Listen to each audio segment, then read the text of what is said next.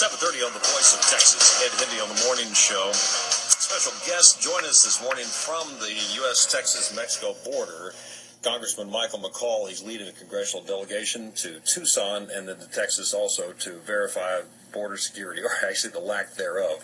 Congressman McCaul, welcome to the Voice of Texas, sir. Hey, good morning. Yeah, thanks for having me. Thank you, sir. Where have you been and who are you doing it with? Well, I'm traveling with the Chief of Border Patrol, Mike Fisher, the Admiral of the Coast Guard, and a delegation of members really from all over the country, places like New Jersey, Kansas. These guys have never been down here, and it's a good opportunity for them to see it.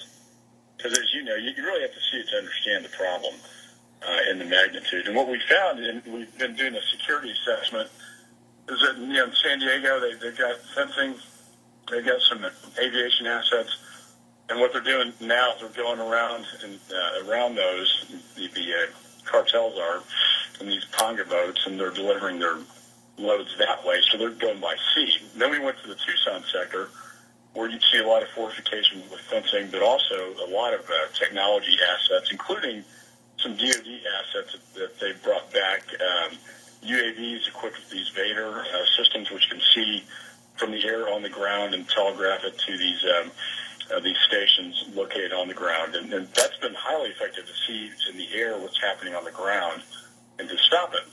So what's happened is we plugged up San Diego to some extent. Tucson has gone way down in terms of crossings, but guess who is the victim of all this? Somewhere near us, or right where you are, I bet. The Rio Grande Valley, which is where I am right now. And I'll be meeting with Steve McCaul, DPS. We're going to go out on that. I don't know if you've been down to see that Apocalypse Now boat that they have the 450 caliber weapons on it, but it's a pretty intimidating vessel. But then we'll be meeting with the sheriffs down here who have endorsed my legislation, the border sheriffs, and we had dinner with the ranchers last night, which was a real eye-opener. I tell you, talk about eyes and ears on the ground. These guys have really seen a lot of interesting things over the last couple of years, and the fact is this is the area in the southwest border where all the activity is really increasing. We've known about the activity. Of course, whenever you shut off, one area of access to the country, you're just going to force these people to the others unless you shut it off simultaneously, unilaterally across the border. And, of course, they pushed it to Texas. The problem that I find is that we've known about these issues in Texas for years, and that's why you're bringing these guys down there.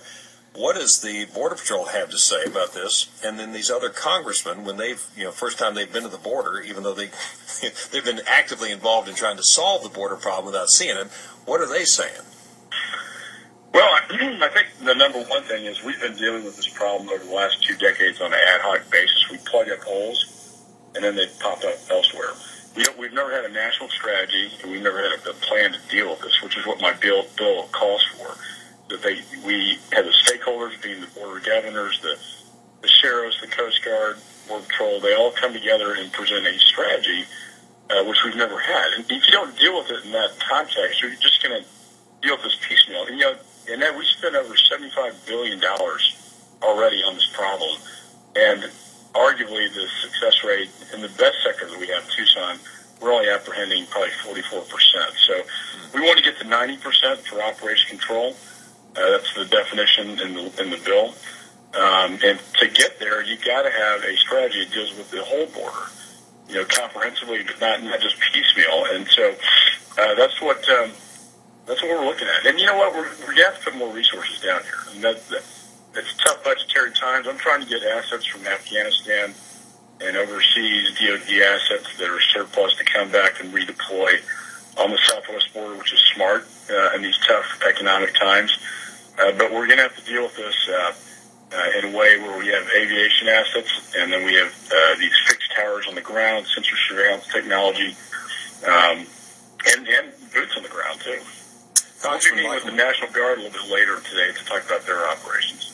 Congressman McCaul joins us. He's in Brownsville, Texas. He's leading a congressional delegation, along with the Admiral from the Coast Guard and the Chief of Border Patrol, to review not only the border lack of security there, but also as a part of a plan to demand or require a 90% of effectiveness to closing the border before we begin to extend immigration legal status to the people who are here illegally. Why is that important?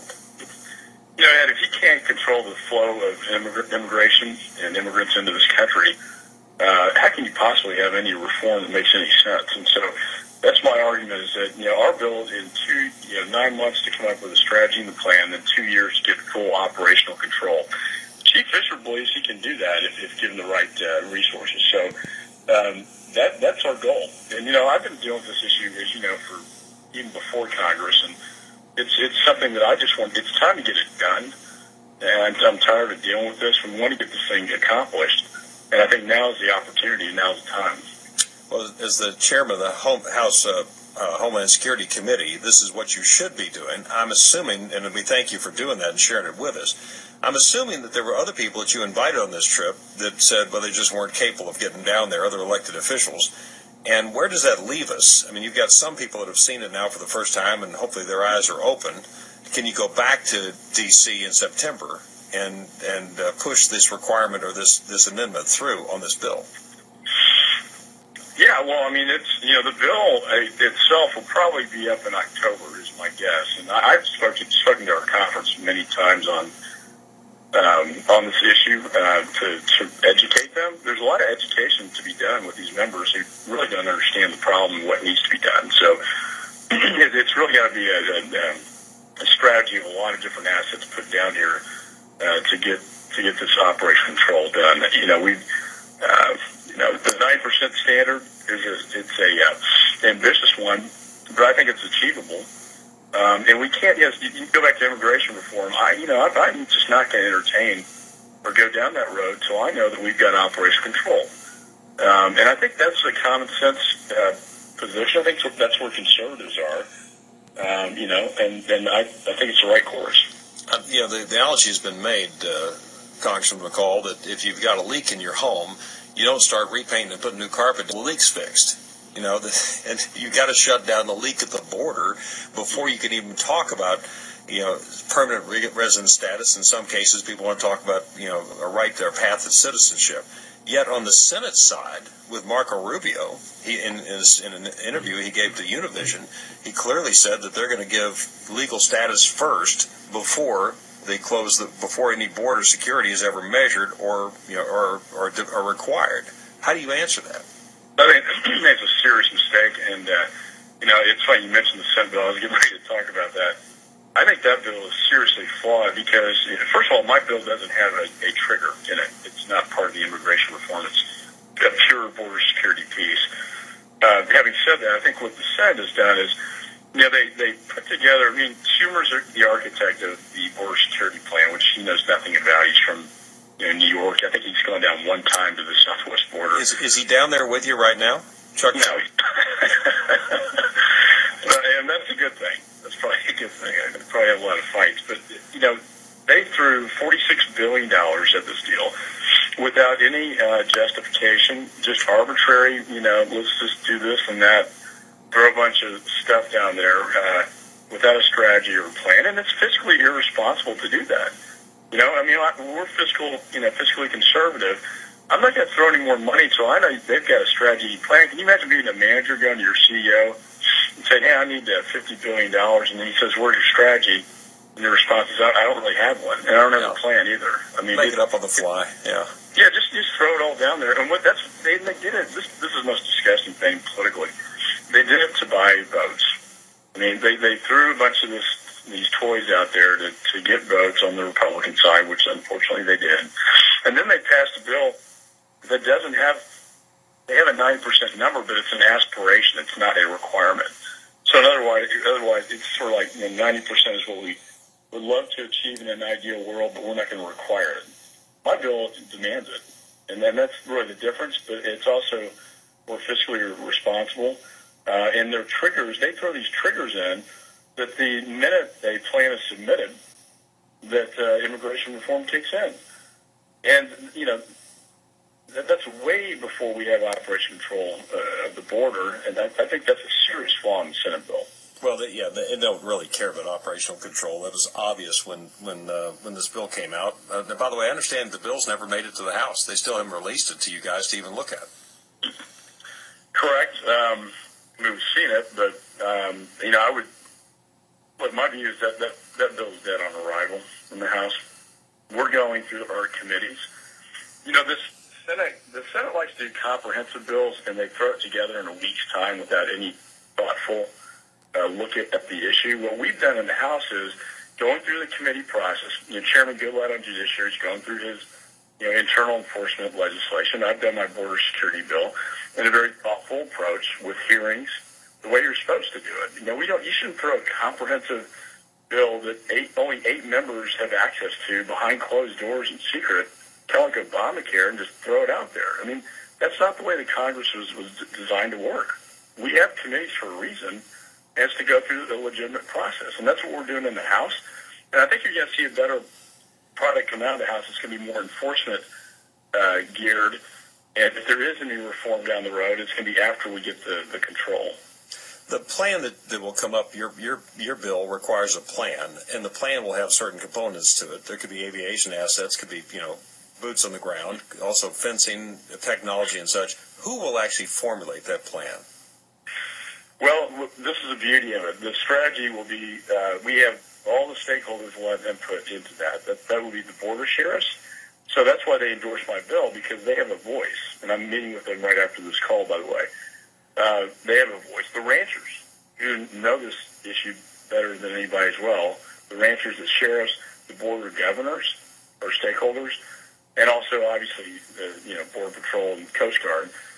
They all have a voice in the communities in terms of what the strategy should be. Then the plan is put into place with ways to measure results with metrics, and these are all done with independent verification by the Government Accountability Office and the National Lab to look at the metrics. And then it'll be presented to the Congress, and at that point, we can look responsibly where are the capability gaps that need to be filled. I know what the assets are. I know it's integrated fixed towers. I know it's aviation assets, UAVs. We know boots on the ground. But the question is how many and where to put them. We can't. At least I'm humble enough compared to Schumer to know that even though I know the border well, I don't know all those answers until we've had this plan put together. And then at that point, we can plug those holes up. We can fill those capability gaps in a responsible way to the taxpayer without just me arbitrarily saying, yeah, this is where everything needs to go without any, expert consultation.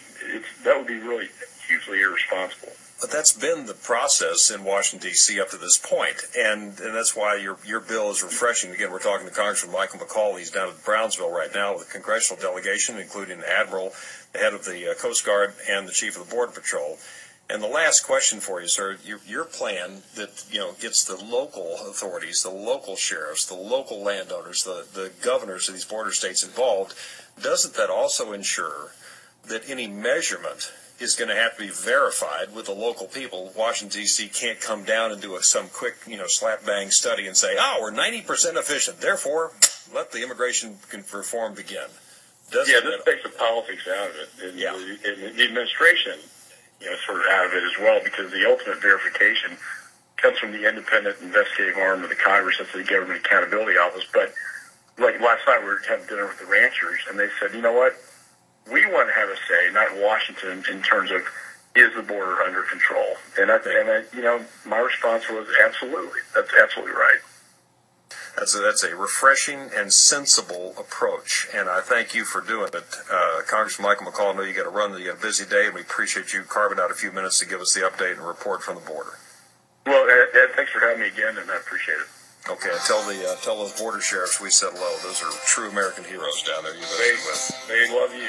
Well, likewise. Congressman Michael McCaul on the Voice of Texas. Thank you, sir. McCaul is, he's got the northwestern part of Harris County all the way over to Austin, Congressional District 10. He's chairman of the House Homeland Security Committee. And so he's the guy that gets a lot of say-so in this. And he's leading the congressional delegation to the Texas border. He's also been to Arizona and to San Diego.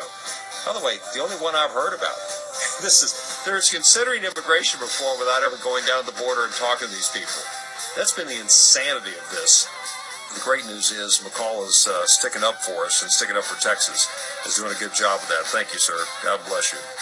And hopefully the Senate bill is dead on arrival, and they can formulate a different bill from the House and ensure a closed border before you start throwing out the freebies like citizenship and voting rights. 7:45, Ed Hendee on the Voice of Texas, 281-558-5738. We'll take your phone calls next on the Voice of Texas.